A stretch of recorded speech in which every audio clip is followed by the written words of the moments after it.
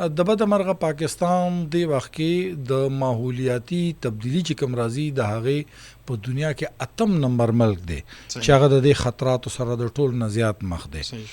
په 2022 کې ریپورټونه شایع شو او د پاکستان وزیر اعظم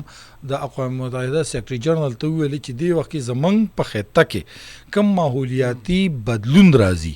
پاکستان د دې د 1% نه کم ذمہوار دی 99% ذمہداري چې کوي دا زمونږ د غیر چاپیره په گاوند کې چې کم ترقی یافته ملکونه دي دا د هغوی د